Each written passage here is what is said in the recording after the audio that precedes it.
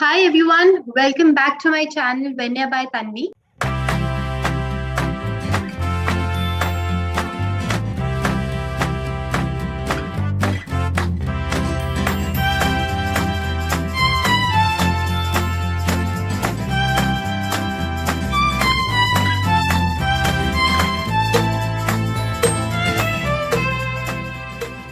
So today we are going to start a new series on our channel where we will be discussing about top MBA colleges in India and inviting guests from the best colleges on our channel to share some insights about their journey and their experiences and some of the tips so that you can also crack into these B schools. Today we have with us Mr. Prateek Chopra, the head of Patient Service Excellence at Abbott. He went to ISB for his MBA and has a remarkable experience in healthcare sector. Now let me give a brief description of Indian School of Business. Indian School of Business is a world-class business school in India, and the founders are some of the best minds from the corporate and finance world. As all we know, MBA is gaining a lot of popularity these days. ISB, being the sixth best college in Asia, is always on the top of our list. ISB offers a one-year postgraduate program in management, and being a non-IIM college, it still managed to make its way into the list of top management school in India. So let's begin with our interview. So Prateek, tell us something about yourself and why did you choose ISB over other colleges? Sure. Thank you, Tanvi. First of all, thank you for having me here. And particularly thanks for the kind introduction. I'm not sure about the remarkable experience in healthcare, but yes, I have been working in healthcare mostly. So thanks for the kind introduction. A little bit about myself. So as of today, I've worked for about 11, 12 years now, almost half and half split into consulting and industry. Consulting was risk management consulting, which was before my MBA. Post ISB has been into a couple of healthcare startups and now, of course, with a multinational pharma company. And to address the second part of your question, as to why did I choose ISB? So, in fact, the time that I was planning, for an MBA, broadly, there were three reasons. Firstly, I had about 4 to 5 years experience by then. So I was looking at a school that values my experience, both in terms of the companies that come to recruit, whether they come for lateral placements or not. And secondly, whether the peer group will also be as diverse and, bring in, come with work experience to the tune of 3 years, 5 years, 7 years, etc., where we can, kind of contribute mutually to each other's learning. So based on, those two aspects around the WorkX, that was my fundamental reason to choose ISB because, you do have people with WorkX, and average WorkX, at least in my time, used to be about close to 5 years. Secondly, I was actually, with some WorkX under my belt, I was looking to, get a degree in 1 year. So ISB, the flagship PGP is the 1 year program. So that was another one big consideration that I did not want to spend 2 years, in a full-time school. And the third reason, more importantly for me was that I wanted to be in India, but at the same time, I wanted to get enough and more global exposure. And in that sense, for me personally, ISB was the best option because the kind of global partnerships that ISB has, with schools like Wharton, Kellogg, etc. The whole visiting faculty model that we have at ISB, and plus the global exposure in terms of competitions, etc. that we get as B school students. That was also the best what we could get in India, at least for me personally. So broadly, those were the three reasons for me to choose ISB. Yeah. Okay, that's great. Okay, so first things first, let's talk about the admission criteria at ISB. Now, CAT is a very popular entrance exam for B schools, but ISB requires another different exam, GMAT or GRE. So would you like to tell something about that? Sure.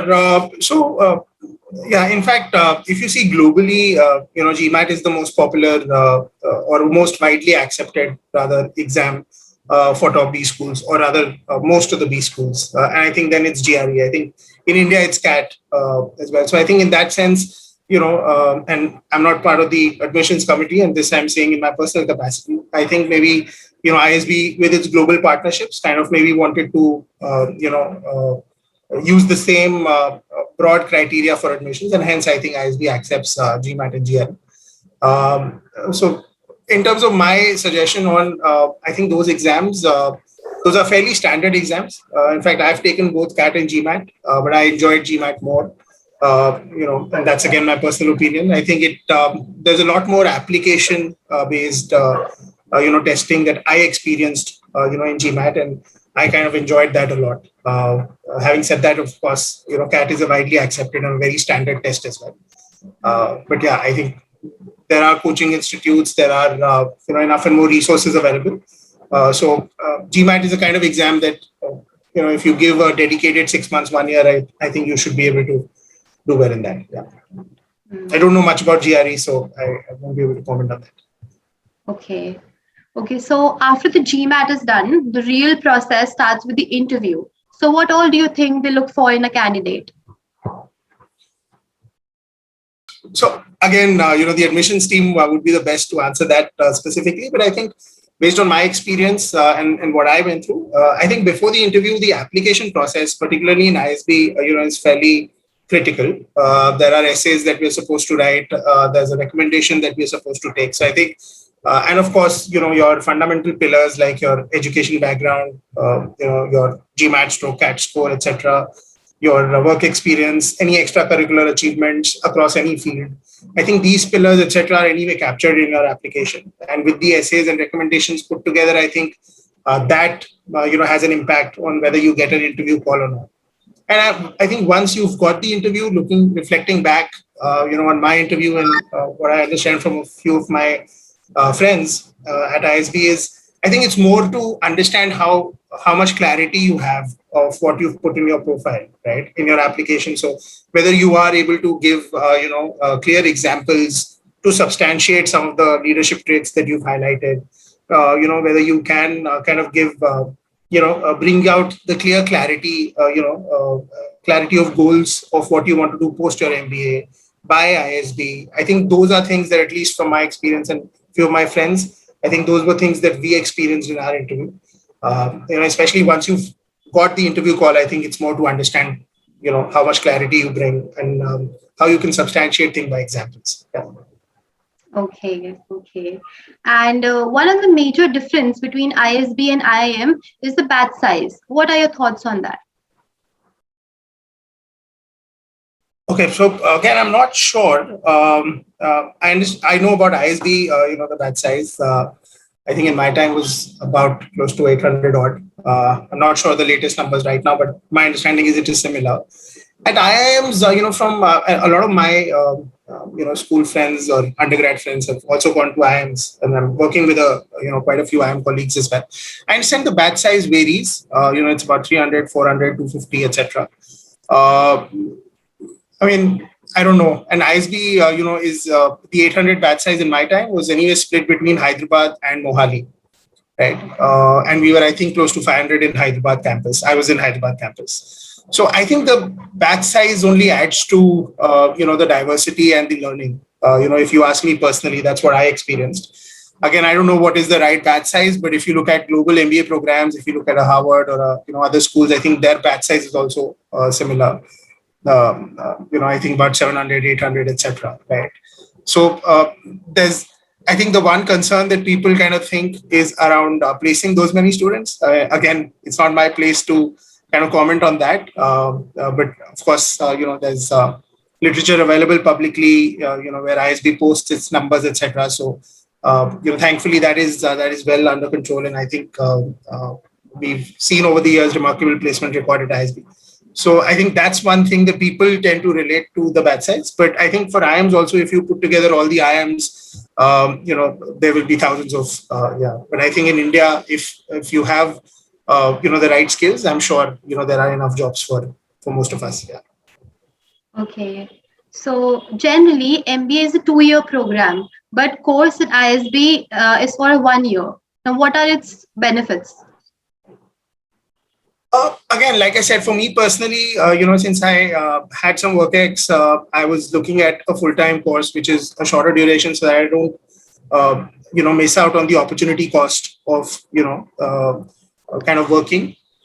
I think it worked out. So that's a clear benefit, So whereas in a typical 2-year MBA, you would not work for 2 years. Here, you kind of get back into the industry after 1 year. So I think that's a clear factual benefit. Otherwise, it's a fairly loaded program. So, if I think in terms of contact hours, and this I heard in one of the official ISB admissions conferences. In fact, back when I was attending, in 2013-14, when I was preparing, and I remember attending a session. I heard that the contact hours at ISB are fairly similar to a 2-year IIM program, right? Are fairly close to that. So you can understand how grilling that 1 year could be, right? So on a lighter note, I think if you don't want that grilling in MBA, perhaps look at 2 years. Maybe that could be a con for a few people, um, but like I said, the opportunity cost being half, and your contact hours being similar, your learning being global, those were things that I looked at. Yeah. Okay, perfect. Okay, so I've also heard that they send the students abroad for international exposure. Tell us something about it and how does it help? Yeah. So yes, the exchange program is a big part at ISB. In fact, there's like many other things like your elective courses, etc. Even for the exchange, there is a professional bidding process, that you go through, and that's a standard process that happens in global schools as well. There are a few points you have and you bid for schools, and that's how you get an exchange program. So I did not opt for that, but a few of my friends went to top schools like Wharton, Michigan, Ross, IESE Spain, Darden, ESADE, to name a few, Tuck, and these are schools that are globally top 10, top 20, right?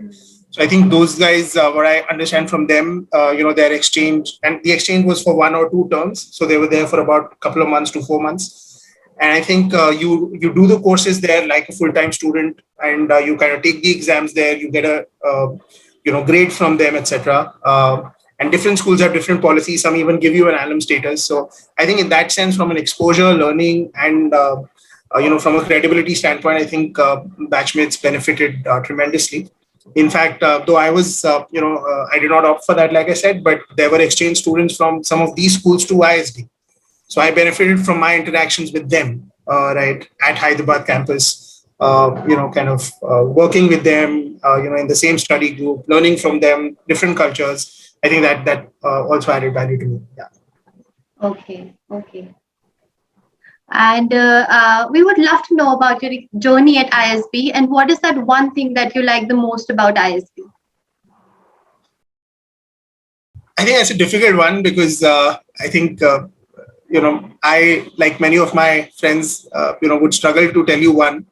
I think that year is one of the best years of our lives, and one of the most kind of tough and hectic as well.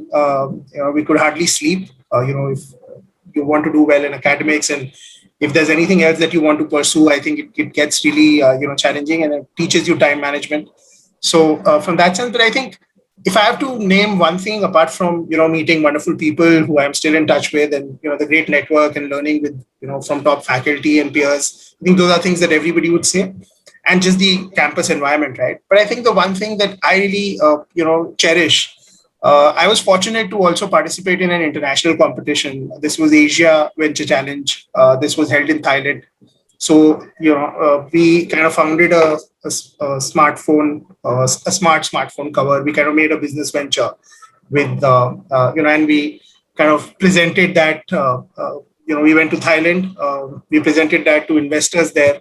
This was an official competition of top business schools of Asia. So there were top schools, HKUST, INSEAD, etc. Were there. It was a 3-day, program, and we won 2 awards there. We won the best presentation and the challenger round. And it was a great exposure, I think, for us to be a part of a global competition, travel there, and kind of be there with rubbing shoulders with the top B schools, of Asia. I think that one experience to me stands out. And we had made a team. We had a CEO. I was the chief marketing officer. We had a chief, financial officer. So all of us played roles, and I think that experience, stands out in terms of that global competition. Yeah. Okay, quite impressive. Okay, so after like going to ISB is pretty expensive as compared to other business schools in India. What do you think? Is it worth the investment? So I don't know, a few, and I'm not sure how to kind of define or interpret, a couple of things that you said. I mean, one, expensive is fairly subjective, and two, I think even the return on investment, there's no standard method to calculate that, right? So I'll probably, just share my personal thoughts on both of those. I think when you say expensive, I think the fact that you kind of get back to work in 1 year, I think that to me was a big factor because say a 2 year MBA might be slightly cheaper or more affordable, but you don't kind of earn salary for 2 years versus an ISB MBA. The cost may be higher, but then you start making money sooner, right? The opportunity cost is literally half, and you typically earn a reasonable salary, right? Like I said, the numbers are there in the public domain. So I think in that sense, when you factor that in, then I think that would be the right comparison of the cost. When you factor in the opportunity cost of not making salary for 1 year additional, yeah, right? Since it's a 2 year versus 1 year. So that's one thing. And on the second part, I think on the return on investment, again, how do you define that, right? I mean, what do you, so your denominator is investment, but your numerator, is it just the first salary? Is it your salary after 5 years? Is it your career progression? Is it the sector function shift that you wanted to make? I think it's the credibility that kind of your CV has. And more importantly, it's the learning and exposure and the ability that you've gathered and the network, right, which you kind of will keep monetizing, or not monetizing is not the right word, but will keep benefiting from, over a period of time. So when you add all of those things in the numerator, when you add the learning, the exposure, the network, the credibility, and of course the growth, I think for me, I would definitely, now having graduated about 5 years back, 6 years rather, close to 6 years, I would say that for me it's worked out well. Yeah. Okay. Okay. So, how do you find the faculty and infrastructure at ISB? I mean, I think it's truly world class. I mean, I think and I've kind of experienced it firsthand, right? So I think ISB does talk about it, as being world class, and as someone who's experienced it, I can completely vouch for it. And like I said, a lot of faculty were exchange faculties coming from globally top B schools. So I remember studying from some of the top Bloomberg top 10, top 20 faculties, coming from B schools like Wharton, Harvard, etc. And even other faculties, even the residential faculty at ISB, very, very, senior folks with some industry exposure as well. Some of them pure academicians, but a lot of research work goes on, and a lot of them would come and share, very, very relevant and very pragmatic, concepts. So, yeah, to me, I don't have another place to kind of compare it with, but to me, it was completely world class, and it was a great experience. Yeah. Okay, wonderful. Okay, so after completing MBA, people they tend to go for consulting, marketing, HR, but you chose marketing and sales in healthcare. So what is the factor which attracted you the most in this industry? Right. So so prior to ISB, when I was into risk management consulting, I consulted a few large healthcare clients. So that's where my interest in healthcare was there. And my personal reason of doing an MBA from ISB was to make that industry shift from consulting to industry, right? To kind of do the functional roles, the P&L roles in the industry, and not be as a consultant. So I think in that sense, with my prior experience in healthcare, I was always interested in it. And I was earlier talking about this Asia Venture Challenge competition that we went to. Again, the startup was in healthcare. So that again tells you that I was always interested in that sector. Even a couple of other things, the projects that I did were in healthcare, and marketing and strategy was my specialization. So hence, I wanted to get into that industry, and fortunately, I landed up with a placement, with a campus placement with one of the healthcare startups healthcare technology startups, in a sales role. And then I moved to another startup in a core marketing role. And from there, I moved to a healthcare pharma, a multinational pharma in a marketing role. And that's so my interest initially, and then things that I added in ISB on both healthcare and marketing kind of helped me get into that industry and that function. So I'm quite happy with how things have panned out so far. I'm excited about the journey ahead. Okay, so how was the growth like after completing MBA from ISB? Does the ISB name tag matters? I'm not sure. I think maybe you need to ask the senior industry folks that, or especially people in the HR and people who are hiring. But from my experience, I would say more than the name tag. I mean, the name tag helps you to an extent where, so for example, if there is an organization that is looking for premier B schools, right? So the name tag helps in terms of being qualified as a premier B school person, right? And that is not there just for ISB. That's there for some of the for quite a few schools in India, right? I mean, IIMs, there are other top schools as well. So I think the name tag piece is perhaps relevant only where people are looking for premier school guys, and I think there you qualify, right? But I wouldn't say that it matters that much, because apart from that, I mean, there are a lot of people who are flexible and who are looking at people from different B schools, but people who bring in value. So I think at the end of the day, what really matters is your contribution, and especially even after entering an organization, I think the place you come from, I think kind of doesn't have that much relevance, especially when compared to your contribution. What do you bring to table? How are you working with people? How are you adding value? What's the achievement that you're getting for the organization, for your team, etc. I think those things are far more important, if you ask me personally. But like I said, that if there is somebody who puts that physical criteria of only premier B schools, in that sense, then kind of you are looked at. But then it's after that, it's a lot of things apart from just the brand name. Yeah, totally right. Okay, so can you just tell us something about the placement opportunities at ISB? Again, I think that is something that I think I am not completely abreast with the latest numbers. I'm sure they are there in the media, so I think I suggest people to look at that, and the admissions team would be the best person, or the alumni official alumni team would be the best people to answer that. But I can talk about my experience, what I saw in my time and what I now hear from some of my friends, who are recently graduated. We do see, your different sectors, different organizations coming in. There's a good mix of startups and multinational companies, across consulting, industry, FMCG, healthcare, automobile, etc. So I think in that sense, you do have obviously, very good placement record, as is reflected in, the official numbers that ISB publishes. And I have also definitely benefited from that. And I think I wouldn't want to kind of put numbers because I haven't read the latest, and I shouldn't be, kind of commenting on that. But in my experience, a lot of companies, a lot of different sectors, a lot of different functions for the batch. Okay, so let's wrap up our conversation. Now, would you like to give some piece of advice to the MBA aspirants out there?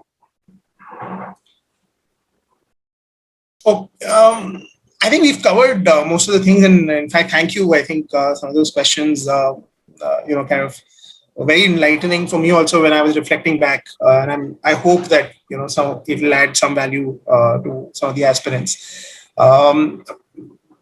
But I would just say that some of the questions that you asked, especially around the return on investment and around the MBA being expensive, or whether 1 year, 2 year. I think my larger suggestion, not an advice, but a larger suggestion would be that there's no one size fit all, right? Each of us, we all have our own very specific aspirations and very specific situations, right? So we need to see what is right for us. I think there are a lot of options in India, right? But we need to kind of reflect and look at what is it that I want and where is it that I should go for what. I think that is something that we should be, and whatever we finally choose, I'm sure we'll get an opportunity, right? If we work hard and if we plan it out. So I think there's no one size fit all. So it's not that if I, have kind of talked about a few good things about 1 year, then 1 year is better than 2 years. If somebody talks about, talks a few things about some other sector, then that sector is better than this sector, right? I think it's not that.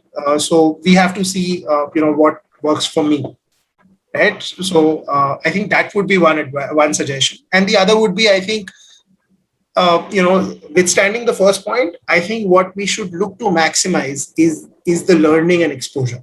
I think everything else follows, right? If because your headwinds and tailwinds in lives, in everybody's life typically cancel out, right? Somebody may get an opportunity sooner, some may get later. But if you're ready, if you have the right skills, the right attitude, I think sooner or later, things will work out for you. So I think every decision that we make, possibly, it'll be good to look at maximizing learning and exposure, especially at this stage of, careers, people in 20s or even people in 30s. At least that's how I personally look at it. And I would say that I would, and to torture a cliche, I think this movie Three Idiots said that if you run after excellence, you'll get success. So I kind of agree with that. And yeah, those would be a couple of my personal thoughts.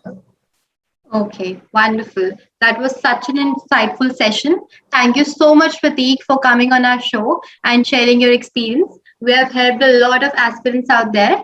I hope you guys like this video, and for more such content, please do subscribe to our channel. And wait, if you are aiming for any other college, then do drop the name in the comment section below. I would love to make a video on that.